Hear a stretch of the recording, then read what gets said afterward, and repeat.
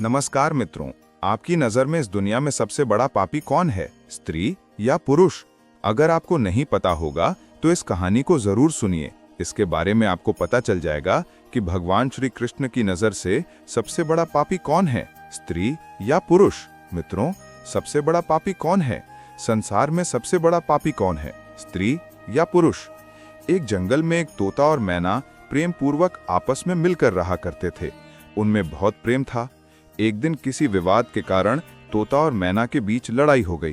तोते ने कहा कि संसार में सबसे बड़ी पापी और विश्वासघाती स्त्री ही होती है। मैना ने जवाब दिया कि संसार में सबसे ज्यादा पापी और विश्वासघाती पुरुष ही होते हैं। वे दोनों आपस में लड़ते रहे और अपने विवाद के निवारण के लिए वे भगवान श्री कृष्ण के पास गए और अपनी अपनी बात बताई। तब श्री कृष्ण ने तोते से कहा, तुम कैसे कह सकते हो कि संसार में स्त्री पुरुषों की अपेक्षा ज्यादा पापी और विश्वासघाती होती है? मित्रों, अगर आप ये कथा सुन रहे हैं तो पूरा सुनिए। इस कथा को आधा अधूरा छोड़कर जाने की गलती मत करिएगा, क्योंकि इस पवित्र कथा को पूरा सुनने से मन चाहे फल की प्राप्ति होगी और आपको बहुत ही बड़ा ज्ञान मिलेगा। इसलिए इस कथा को पूरा जरूर सुने। आप कृष्ण भक्त हैं तो कान्हा का अनादर ना करें। भगवान श्री कृष्ण से तोता बोला, प्रभु, मैं आपको एक कहानी सुनाना चाहता हूँ जिससे हम सबको ये साबित होगा कि स्त्री पुरुषों की अपेक्षा ज्यादा पापी और विश्वासघाती होती है। फिर भगवान कृष्ण बोले, ठीक है, तुम कहानी सुनाओ। तोता कहानी शुरू करने वाला ही होता है कि तभी माता लक्ष्मी आ जाती हैं और कहती हैं, प्रभु, मुझे भी एक कहानी सुननी है, मैं भी सुनना चाहती हूँ। तब भगवान कृष्ण कहते हैं, ठीक है, बैठो, आप भी सुन लो। फिर तोता भगवान श्री कृष्ण और माता लक्ष्मी के सामने कहानी सुनाने लगता है। तोता कहता है कि एक राज्य में चंद्र हुसैन नामक राजा राज्य करता था। उसके पास 4 बेटे थे जो सभी बहुत ही बहादुर और प्रतापी थे। लेकिन सबसे बड़ा बेटा, जिसका नाम चंद्रभान था, वो ना केवल प्रतापी बल्कि बहुत ही सुंदर भी था। उसकी पत्नी प्रभावती भी बहुत ही सुंदर और रूपवान थी। वो अपने आगे किसी दूसरी स्त्री को सुंदर नहीं मानती थी। और एक दिन राजा चंद्र हुसैन ने अपने बेटे चंद्रभान को उसकी किसी बात पर नाराज होकर राज्य से निकाल देने का आदेश दिया। और राजा का ये आदेश सुनकर के सभी इस बात से चिंतित हो गए कि फिर चंद्रभान अपने महल में गया और उदास हो गया। उधर चंद्रभान को उदास देखकर उसकी पत्नी ने पूछा, हे प्राणनाथ, आप उदास क्यों हैं? आप इतने मुरझाए हुए क्यों हैं? राजकुमार होकर भी आप इतने चिंतित क्यों हैं? तब चंद्रभान सोचने लगा कि मैंने बहुत बुरा किया है और अपनी सारी बात अपनी पत्नी को बता दी। उसी समय उसकी पत्नी मूर्छित हो जाती है। फिर दासिया ने प्रभावती पर ठंडा पानी का छिड़काव किया, तब जाकर वो होश में आई। अब होश में आकर प्रभावती ने अपने पति राजकुमार चंद्रभान से कहा, आप मुझ दासी को छोड़कर अन्य प्रदेश चले जाएंगे तो मैं आपके बिना कैसे जी पाऊंगी? मैं भी आपके साथ ही चलूंगी। तब राजकुमार चंद्रभान कहता है, तुम मेरे साथ कैसे चल सकती हो? क्योंकि दूसरे राज्य में अनेक प्रकार के संकट भी आते हैं और तुम नाजुक महलों में रहने वाली, महलों के बिना ये कष्ट कैसे बर्दाश्त कर पाओगी? फिर तो राजकुमार चंद्रभान की बात को सुनकर राजकुमारी प्रभावती कहती है, हे केशव, जितने भी दुख दूसरे राज्य में आएंगे वो सब हमारे साथ होते हुए सुखी लगेंगे, लेकिन महल के सुख बिना आपके जंगल के दुखों से भी अधिक डरावने लगेंगे। इसलिए मैं भी आपके साथ चलूंगी। अब तोता कहता है, हे प्रभु, आगे सुनिए। सांप के डसने से राजकुमारी तड़पने लगी और चंद्रभान की आंख खुल गई। राजकुमारी को तड़पता हुआ देखकर और सांप को जाता हुआ देखकर चंद्रभान बेचैन हो गए। फिर कुछ देर बाद राजकुमारी की मौत हो गई। इस प्रकार मृतक राजकुमारी को देखकर चंद्रभान ऊंचे स्वर में रोने लगे। फिर चंद्रभान ने मन में सोचा, अब जब जीवन साथी ही मर गई है तो मैं जीकर क्या करूंगा? मैं इसी जंगल में अपने प्राण त्याग दूंगा। ऐसा मन में सोचकर वो प्रभावती के शव के पास से उठता है और जंगल से लकड़ियां इकट्ठी करने लगता है और रोकर कहता है कि मैं भी प्रभावती की चिता में जलकर मर जाऊंगा। लेकिन तभी उसी समय स्वर्ग से धर्मराज आते हैं और चंद्रभान को रोते हुए देखकर उसके मन में दया आती है। वो राजकुमार चंद्रभान के पास जाता है और पूछता है कि तुम क्यों रो रहे हो? आखिरकार तुम्हारा दुख क्या है? तो राजकुमार चंद्रभान ने धर्मराज से कहा, मेरे पास अपना दुख कहने की हिम्मत नहीं है। मुझे चाहिए कि ये धरती फट जाए और मैं इसमें समा जाऊं। फिर धर्मराज ने कहा, तुम मुझे अपना हाल बताओ, शायद मैं तुम्हारी मदद कर सकूं। फिर चंद्रभान ने कहा, महाराज, मैं एक राजकुमार हूं और राजा चंद्र हुसैन का बेटा हूं। मेरे पिता ने मुझे राज्य छोड़ने के लिए कहा था, इसलिए मेरी पत्नी और मैं इस जंगल में चलते चलते यहाँ आ गए। यहाँ आकर मेरी पत्नी को सर्प ने काट लिया है और उसकी मृत्यु हो गई, और मैं लकड़ियाँ इकट्ठी कर रहा हूँ ताकि मैं अपनी पत्नी के साथ ही जलकर अपने आप को भी अग्नि के हवाले कर सकूं। तब तोता कहता है, हे प्रभु, आगे सुनिए। चंद्रभान की बातों को सुनकर धर्मराज कहते हैं, राजकुमार, तू बड़ा मूर्ख है। ये संसार है, यहाँ इंसानों का आना जाना लगा रहता है और इस शरीर को एक ना एक दिन सबको त्यागना ही पड़ेगा। तू भी इसे जानता है। इस संसार में कोई भी किसी के साथ नहीं आता और ना ही किसी के साथ जाता है। फिर भी तुम मूर्खों की तरह ये बात कर रहे हो।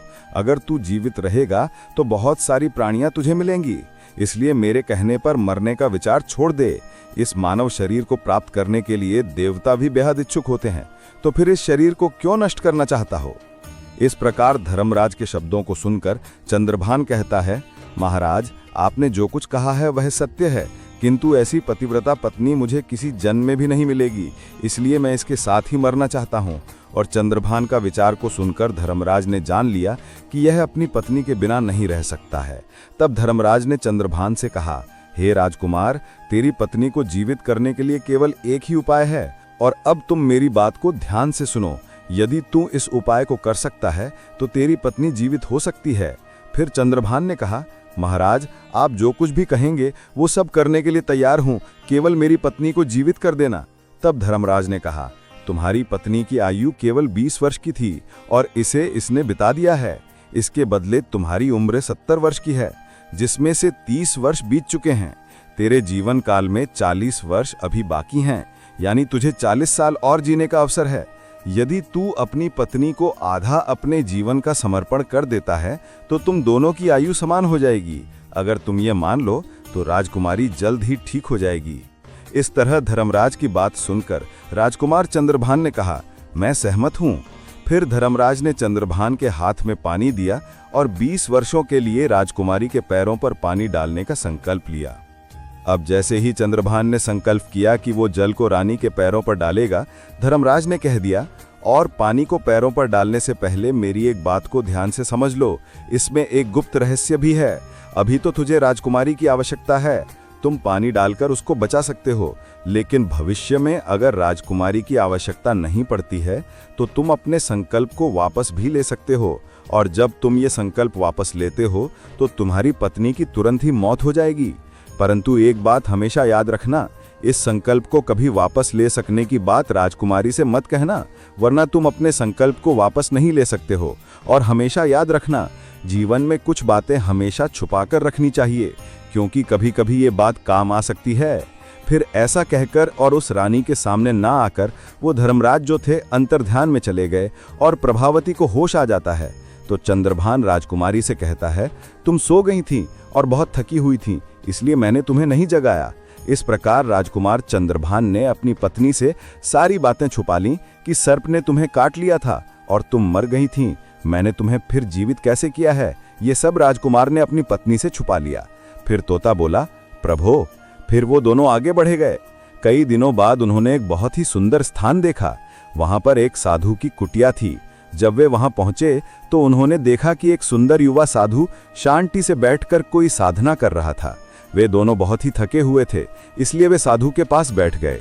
उस समय राजकुमार ने अपनी पत्नी से कहा, राजकुमारी, हमें प्यास लगी है, हम कुएं पर जाकर पानी पी लेते हैं। अगर तुम भी प्यासी हो तो तुम्हारे लिए भी पानी ले आते हैं।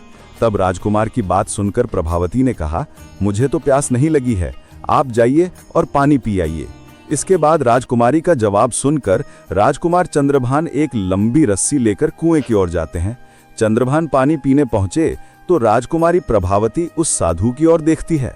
प्रभावती साधु की सुंदरता को देखकर उस पर मोहित हो गई, अर्थात वह उसको दिल दे बैठी थी। अब वह साधु से कहती है कि हे महोदय, आप तो यहाँ बहुत खुशी से रहते हैं। साधु ने कहा, तुम भी मेरे साथ रह सकती हो, लेकिन तुम्हारे पति भी साथ में हैं, तो हम कैसे तुमको रख सकते हैं। इसके बाद राजकुमारी प्रभावती ने साधु के सामने अपनी प्रेम लीला प्रकट की। तो साधु ने कहा, मैं एक उपाय बताता हूँ, तुम अपने पति को जिस कुएं में वो पानी पीने गया है उसी कुएं में धकेल देना, फिर जो होगा हम देख लेंगे। फिर साधु की बात सुनकर प्रभावती ने कहा, ठीक है, मैं ऐसा ही करूंगी।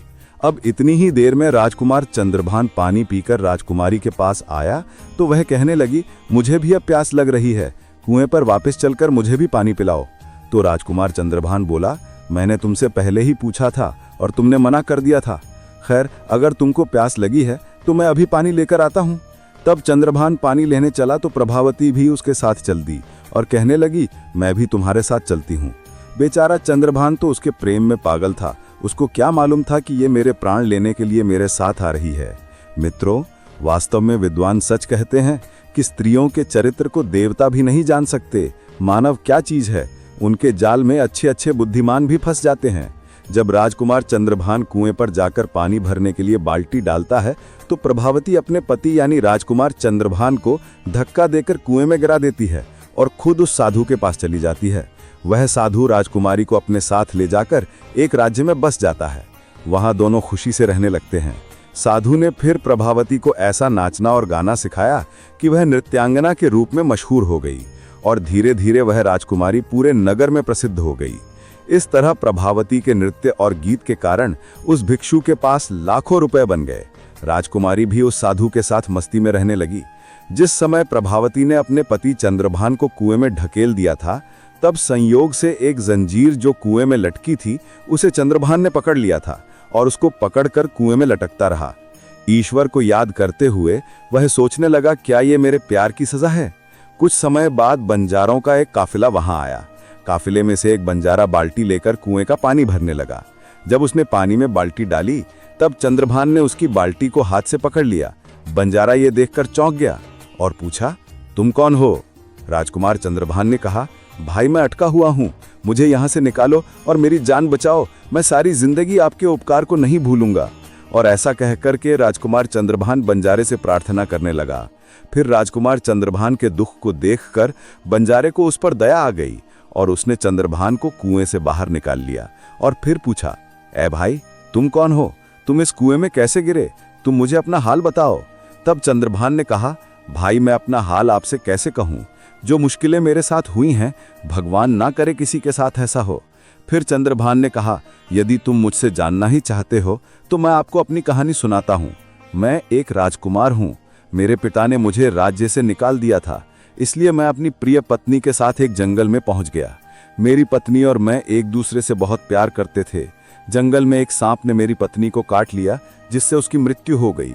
मैं जब अपनी पत्नी के साथ मरने जा रहा था तब एक धर्मराज ने मुझ पर दया की और मेरी आयु के 20 वर्ष मेरी पत्नी को देने के बाद उसे पुण्य जीवित कर दिया। फिर हम उस जंगल से आगे बढ़े। कुछ दिनों बाद हम एक स्थान पर पहुंचे जहां पर एक साधु का डेरा था। मैं पानी पीने गया। जब मैं वापस आया तो मेरी पत्नी ने मुझसे कहा कि उसको भी प्यास लगी है, मुझे भी पानी पिलाओ। और इसी तरह कहकर मेरी पत्नी मेरे साथ उस कुएं पर आ गई। मैं कुएं से पानी निकाल रहा था तो उसने मुझे पीछे से धक्का दे दिया। कुएं में लटकी हुई ये जंजीर मेरे हाथ में आ गई, जिससे मैं कुएं में गिरने से बच गया। और फिर जब आप आए तो मैंने आपको आवाज दी। इसके बाद आपने मुझे कुएं से बाहर निकाला। अब तोता बोला, हे प्रभु। इस प्रकार राजकुमार चंद्रभान ने दुखी मन से सारा हाल उस बंजारे से कह दिया और फिर अपनी व्यथा सुनाकर चंद्रभान चुप हो गया। उधर बंजारे ने उसकी बात को सुना और राजकुमारी की करतूत सुनकर दुखी होकर कहा कि स्त्रियों का चरित्र भगवान भी नहीं समझ सकता। मनुष्य क्या चीज है, उनके जाल में अच्छे अच्छे बुद्धिमान भी फंस जाते हैं। ऐसा कहकर बंजारे ने चंद्रभान के सिर पर हाथ फेरा और कहा, तुम चिंता मत करो, भगवान बड़े दयालु हैं, वो तुम्हारी सहायता करेंगे। फिर उसने और कहा, तुम चाहो तो हमारे साथ कुछ दिन रुक सकते हो। राजकुमार चंद्रभान उन बंजारों के साथ रहने को सहमत हो गया। फिर उनकी सहायता से वह कुछ दिनों बाद उसी राज्य में पहुंचा जहां उसकी पत्नी प्रभावती और वह साधु रह रहे थे। उस राज्य को देखकर उसने बंजारे से कहा, भाई मेरी इच्छा है कि तुम बंजारे कुछ दिन इस राज्य में रहो। तब बंजारे ने कहा, जैसी आपकी मर्जी, मुझे कोई आपत्ति नहीं है। फिर राजकुमार चंद्रभान से विदा होकर राज्य में आया और काम की तलाश में घूमने लगा। कुछ दिनों बाद राजकुमार की मेहनत परिश्रम देखकर उसे एक बड़े व्यापारी ने अपने पास नौकरी पर रख लिया। इस तरह राजकुमार चंद्रभान ने उस व्यापारी के पास रहना शुरू किया था और बड़ी मेहनत और प्यार से अपने कर्तव्यों का निर्वाह करना शुरू किया। और ये देखकर उस व्यापारी ने चंद्रभान को बड़ा सम्मान दिया और उसे अपने यहाँ का मुनीब बना लिया। और इस तरीके से राजकुमार चंद्रभान के दिन बड़ी खुशी खुशी गुजरने लगे। अब एक दिन नगर के राजा के यहाँ प्रभावती के नृत्य का आयोजन हुआ। राजा ने उस शहर के सभी बड़े व्यापारी और सेठों को अपने यहाँ नृत्य देखने के लिए आमंत्रित किया। जब राजकुमारी प्रभावती का नृत्य होने वाला था, शहर के सभी व्यापारी और सेठ साहूकार राजा के यहाँ पहुंच गए।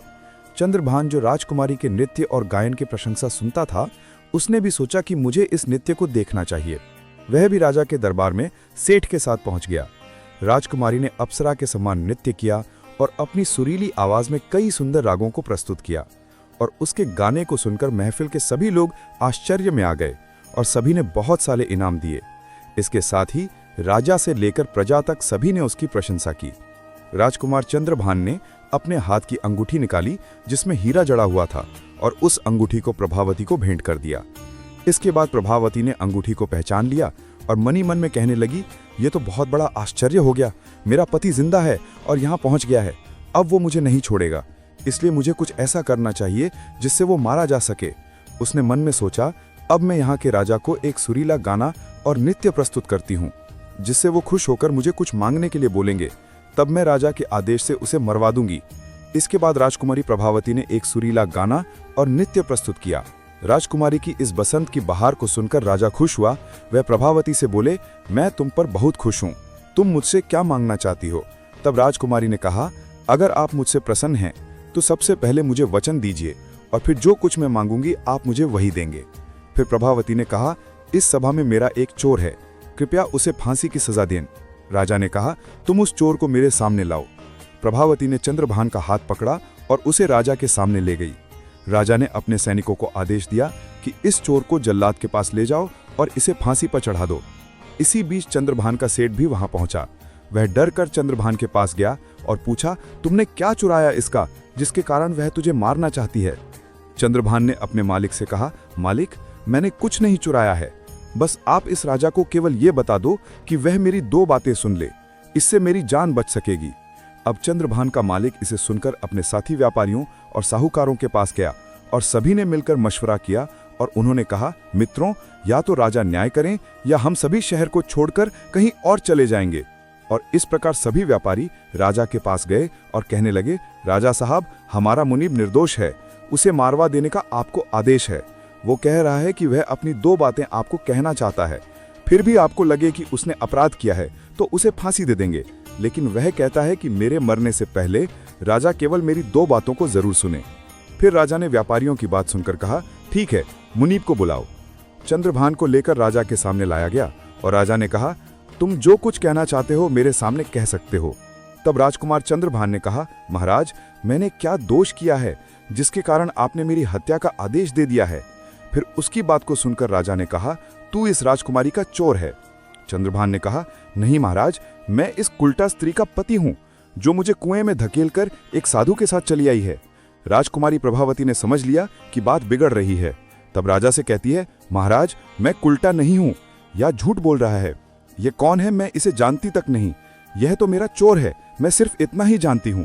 फिर राजकुमार चंद्रभान ने कहा, ठीक है, अगर ये मेरी पत्नी नहीं है तो वह सब कुछ जो मैंने रास्ते में छोड़ा था वह मेरी अमानत के रूप में मुझे वापस कर दे। राजकुमार ने अपनी अमानत को लौटाने की बात की तो राजकुमारी प्रभावती ने इसे स्वीकार कर लिया। तब चंद्रभान ने कहा, अच्छा, अब तुम अपने हाथों में पानी लो, हमारा न्याय इसी सभा में होगा। पानी लेकर उसने जमीन पर रखा और कहा, वह वस्तु जो तुमने मुझे रास्ते में दी थी मैं अब वापस कर रहा हूं। प्रभावती ने भी पानी लिया और कहा, जो वस्तु तुमने मुझे रास्ते में दी थी मैं अब वापस कर रही हूं। जैसे ही उसने अपने हाथों का पानी छोड़ा, राजकुमारी के प्राण छूट गए। यह दृश्य देखकर वहां के लोग हैरान रह गए तो राजा ये देख चिंतित होकर चंद्रभान से कहा, ये क्या हो गया, बताओ मुझे सच्चाई। तब राजकुमार चंद्रभान ने अपनी कहानी शुरू की, अपने जीवन की सब घटनाओं को खोलकर बताते हुए उसके देश और घर निकाले जाने से लेकर अब तक की सभी घटनाओं को सुनाया। राजा ने सब कुछ सुनकर चंद्रभान को अपने गले लगा लिया। अपनी बेटी की शादी चंद्रभान के साथ करा दी। तोते ने कहा, प्रभु, मैंने इस कहानी को सुना है, मैं भी स्त्रियों से घृणा करता हूँ, और मैं ये कह सकता हूँ कि इस संसार में स्त्रियां पुरुषों से अधिक पापी और विश्वासघाती होती हैं। इस कहानी ने सबको हैरानी में डाल दिया। माता लक्ष्मी ने कहा है, प्रभु, मुझे लगता है कि तोता सच कह रहा है, लेकिन सभी स्त्रियों में से केवल 1-2 ही बिना नैतिक मूल्यों और ईमानदारी के हो सकती हैं, परंतु पुरुषों में भी ऐसे कुछ हैं जो पापी और विश्वासघाती हो सकते हैं। फिर भगवान श्री कृष्ण ने पूछा, ठीक है, तो तुम कैसे सिद्ध करोगी? ये बात सुनकर मैना ने कहा, मैं भी एक कहानी सुनाती हूँ जिससे स्पष्ट होगा कि स्त्री की तुलना में पुरुष अधिक पापी और विश्वासघाती होते हैं। एक गांव में एक परिवार रहता था जो बहुत ही धनवान था, और उस धनवान साहूकार का बेटा एक अद्भुत प्रकार का व्यक्ति था। साहूकार का बेटा ऐसा जुआरी था कि साहूकार उसके बारे में सोचते सोचते परेशान रहते थे। एक दिन उसका बेटा जुआ खेल रहा था। उसी दिन उसके पिता का निधन हो गया। फिर भी उसने जुआ खेलना बंद नहीं किया, बल्कि पिता की मृत्यु के बाद वह खुलकर जुआ खेलने लगा और अब सब कुछ हार गया। फिर वह अपने गांव से दूर चला गया और एक साहूकार के घर पहुंचा और साहूकार से बोला, मुझे बहुत तेज प्यास लगी है, मुझे एक गिलास पानी मिलेगा? तो सेठ ने उस युवा से पूछा कि तुम कौन हो, क्या करते हो और कहां से आए हो? इसके उत्तर में वह युवा कहता है, मैं एक व्यापारी हूं और यहां से जा रहा था तो सोचा कि पानी पीकर चला जाऊं। तब साहूकार ने पूछा कि तुम कौन सा व्यापार करते हो? तब युवा कहता है, व्यापार करते समय मेरा सामान समुद्र में गिर गया, इसलिए यदि आप मेरी कुछ मदद कर दें तो अच्छा होगा। फिर साहूकार ने लड़के की बात सुनी और फिर उसकी बातों के जाल में फंस गया और कहने लगा कि बेटा, तुम तो ठीक हो और कुछ कमा भी लेते हो, तो क्या मेरी बेटी से विवाह करोगे? अब तो ये बात सुनकर युवा खुश हो जाता है और विवाह के लिए हाँ कह देता है, जिसके बाद दोनों का विवाह हो जाता है। मैना बोली, प्रभु, इस प्रकार से वह साहूकार अपनी बेटी को बहुत सारे धन के साथ विदा कर देता है। उधर युवा लड़के को तो बस केवल धन के लिए विवाह करना था, तो उसने विवाह भी कर लिया। अब विवाह के बाद जब युवा साहूकार की लड़की को साथ लेकर जा रहा था तो एक जंगल आ गया। वहां पर युवा लड़का अपनी पत्नी से बोला, देखो, हम अभी जंगल में हैं, यहाँ कोई चोर हमारे गहनों को चुरा सकता है, इसलिए आप सभी गहनों को मुझे दे दें ताकि हम सुरक्षित रख सकें। युवा की पत्नी ने अपने पति पर भरोसा किया और अपने सभी गहनों को उसे सौंप दिया। और वो भरोसा क्यों ना करे, क्योंकि वह उनके पति थे। उसके बाद युवा ने अपनी पत्नी के गहनों को एक पारदर्शी थैली में बांध लिया और फिर वह जंगल में आराम से ठहरे। और इस दौरान युवा के मन में लालच तो पहले से ही था, फिर वह और ज्यादा बढ़ गया। उसकी पत्नी के साथ जाने वाली एक दासी, जिसे साहूकार ने अपनी लड़की के साथ भेजा था, युवा ने उस दासी को मार डाला। फिर उसने अपनी पत्नी को एक कुएं में गिरा दिया और मन में ये विचार किया कि मैंने इसके साथ सिर्फ धन के लिए शादी की थी, मुझे धन मिल गया। और उसने सोचा कि वह पानी में डूबकर मर जाएगी। इस तरह सोचकर वह वहां से चला गया। लेकिन उसकी पत्नी नहीं मरी और वह कुएं से बाहर निकलने के लिए आवाज देती रही। कुएं के पास से एक आदमी गुजर रहा था और जब उसने किसी महिला की आवाज सुनी तो उसने उस महिला को कुएं से बाहर निकाल दिया। फिर कुएं से बाहर निकलने के बाद महिला ने अपनी सारी जानकारी उस व्यक्ति को दी और उस व्यक्ति ने महिला को उसके पिता के घर पहुंचा दिया। अब जब महिला पिता के घर पहुंची तो पिता ने पूछा, बेटा, तुम्हारे साथ क्या हुआ? महिला ने कहा, पिताजी, जंगल में कुछ चोरों ने हम पर हमला किया था और दासी को मार दिया, मुझे कुएं में धकेल दिया और पति के बारे में कुछ पता नहीं है। बेटी की बातें सुनकर साहूकार जी ने कहा, कोई बात नहीं भगवान, सब ठीक करेंगे। और मैना बोली, प्रभु, इस दुनिया में पुरुष ही विश्वासघाती और पापी हो सकते हैं। अब आपके हाथ में न्याय का फैसला है। मैंने भी आपको एक कहानी सुनाई है और तोते ने भी एक कहानी सुनाई है, अब आप ही न्याय करें। उसने भी अपनी पत्नी को मारा और सारा सामान लेकर के चला गया। अब तोता और मैना की कहानी सुनकर भगवान श्री कृष्ण बोले, ठीक है तोता और मैना, मैंने तुम्हारी कहानी को ध्यान से सुना है, अब मैं तुम्हारा न्याय करता हूँ। सच में इस संसार में स्त्री और पुरुष के बीच ज्यादा पापी या विश्वासघाती कौन होता है, यह मेरे लिए स्पष्ट है। और श्री कृष्ण जवाब देते हैं, बिना किसी संदेह के यह सत्य है कि इंसान की सोच उसके स्तर से नीचे जा सकती है और वही पापी और विश्वासघाती होता है, चाहे स्त्री हो या पुरुष। इंसान को किसी भी प्रकार के पाप करने से पहले यह सोचना चाहिए कि क्या वह सही है या नहीं। पापी और वे विश्वासघाती होने की कोई जाति नहीं होती, वो इंसान की सोच और कृत्यों का परिणाम होता है। मित्रों, वास्तव में इंसान की सोच उसके स्तर से नीचे जा सकती है और यही पापी और विश्वासघाती बना देता है। धर्म ग्रंथों के अनुसार महाभारत काल में योगराज कृष्ण ने अमृतत्व प्राप्त करने के लिए गुरु द्रोण के पुत्र अश्वस्थामा को भ्रूण हत्या के प्रयास में दंड देते हुए उसकी अमूल्य धरोहर अभाव में शक्तिविहीन हो गया था। उल्लेखनीय है कि अभिमन्यु की पत्नी उत्तरा के गर्भ में पल रहे शिशु को मारने का प्रयास अश्वस्थामा ने किया था। तब उसकी रक्षा के लिए स्वयं भगवान कृष्ण ने उत्तरा के गर्भ में प्रवेश कर भ्रूण रक्षा किए थे। और यही कारण है धर्म ग्रंथ में जीव अथवा भ्रूण हत्या के विरोधी हैं। धर्म ग्रंथों के अनुसार नारी को शक्ति का स्वरूप माना गया है, इसके लिए हर युग में महापुरुषों ने उसकी पूजा की है। नारी ने अपने गर्भ से महापुरुषों के साथ साथ ईश्वरीय शक्ति को भी जन्म दिया है। यही कारण है कि नारी को जगत जननी एवं सृष्टि निर्माता भी कहा गया है और सृष्टि को समाप्त करने का अधिकार पृथ्वी लोकवासियों को किसी भी धर्म ग्रंथ ने नहीं दिया है। यही कारण है कि भ्रूण हत्या पाप ही नहीं, महापाप भी है। इस पाप के लिए पाने को 100 जन्मों तक नर्क के कष्टों को झेलना होता है। देखा जाए तो महाभारत के युद्ध में एक से एक पाप हुए, लेकिन क्या अश्वत्थामा का पाप इतना बड़ा था कि भगवान श्री कृष्ण ने उनको श्राप दे दिया? रामायण के मुकाबले जितना छल और पाप महाभारत में हुआ, उसकी गिनती तक नहीं की जा सकती।